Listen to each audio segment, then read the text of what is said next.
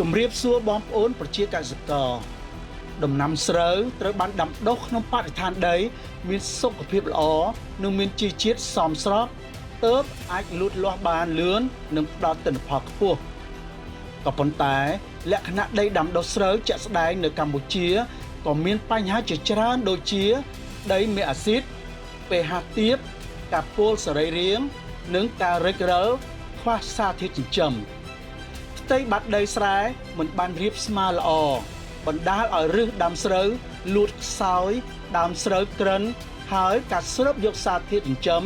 គ្មានប្រសិទ្ធភាពដោយយល់ដឹងជ្រៅជ្រះលក្ខណៈដីដាំដុះ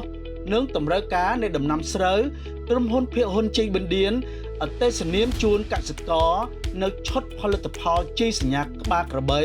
ដែលត្រូវបានស្រាវជ្រាវនិងប្រើបច្ចេកទេសផលិតជំនាញសម្រាប់ដំណាំស្រូវនៅកម្ពុជាផលិតផលនេះជួយឲ្យដីមានសុខភាពល្អនិងផ្ដល់សារធាតុចិញ្ចឹមល្អបំផុតសម្របតាមដំណាក់កាលលូតលាស់នៃដំណាំតាមរយៈប្រសិទ្ធភាពជាក់ស្ដែងដែលបានអនុវត្តនៅតាមបណ្ដាស្រែគំរូដាំដុះស្រូវឆ្លាតវៃនាច្រើនរដូវកាលកន្លងមក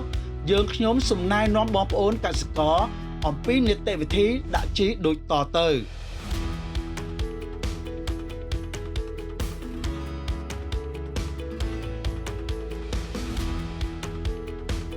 មុននឹងរៀបចំដីសម្រាប់សាបព្រោះ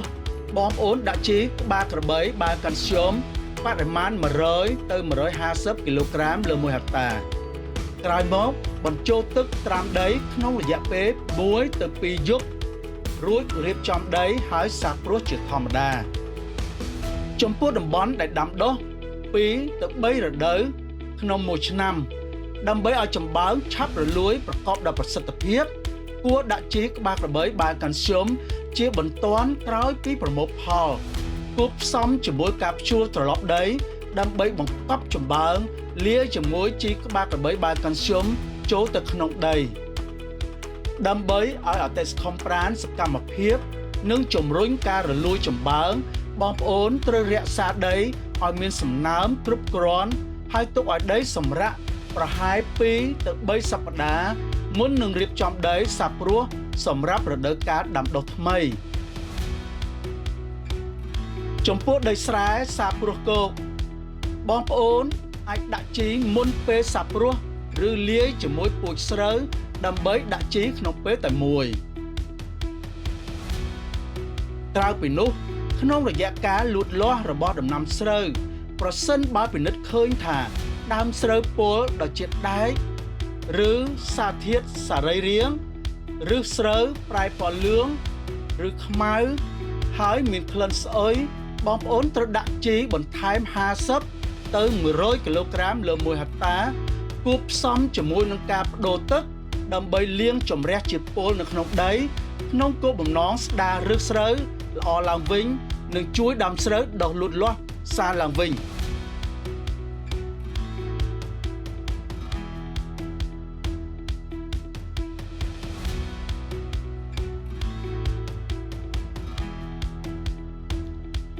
ដាក់ជីជំរុញដោយប្រើជីជំនាញសម្រាប់ដំណាំស្រូវគឺជីក្បាលក្របីស្រូវ1និងជីក្បាលក្របីស្រូវ2ដំណាក់កាលជំរុញកូនដើមស្រូវដើម្បីជំនួយឲ្យដើមស្រូវឆាប់លូតលាស់និងបែកគុំខ្លាំងបងប្អូនប្រើជីក្បាលក្របីស្រូវ1ជា2វគ្គវគ្គទី1ចាប់ពី7ទៅ10ថ្ងៃក្រោយសាបព្រោះដាក់ជីបរិមាណ100ទៅ120គីឡូក្រាមលើ1ហិកតាដើម្បីជួយឲ្យឫសស្រូវដុះខ្លាំងវគ្គទី2ចាប់ពី18ទៅ22ថ្ងៃក្រោយសាបព្រោះដាក់ជីបរិមាណ120ទៅ140គីឡូក្រាមលើ1ហិកតាដើម្បីជួយឲ្យដើមស្រូវបែកគុំដុះកូនដើមច្រើនមានប្រយោជន៍ដំណាក់កាលដើមស្រូវចេញដង្ហើមដុះពន្លកគួរបងប្អូនប្រើជីក្បាលក្របីស្រូវ2នៅពេលស្រូវចេញត្រួយដង្ហើមប្រវែង1ទៅ3មីលីម៉ែត្រជាធម្មតាប្រហែល40ទៅ50ថ្ងៃក្រោយសាបព្រោះបរិមាណប្រើ80ទៅ100គីឡូក្រាមលើ1ហិកតាដើម្បីជួយឲ្យគួរដុះវែងគ្រាប់ស្រូវពេញណែន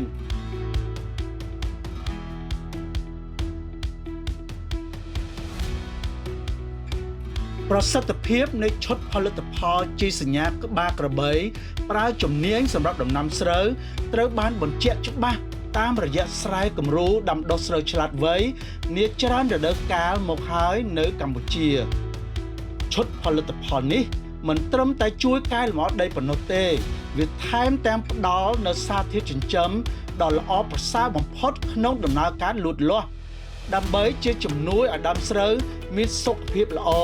បង្កើនភាពធន់នឹងជំងឺដោយសត្វល្អិតហើយទទួលបានទិន្នផលខ្ពស់ការដាក់ជីសញ្ញាក្បាលក្របីយ៉ាងត្រឹមត្រូវគឺជារូបមន្តបង្កើនទិន្នផលនិងប្រាក់ចំណេញប្រកបដោយប្រសិទ្ធភាពជូនបងប្អូនប្រជាកសិករយើងសូមជូនពរឲ្យបងប្អូនកសិករទទួលបានផលដំណាំយ៉ាងជោគជ័យជីសញ្ញាក្បាលក្របីមិត្តដ៏ស្មោះរបស់កសិករ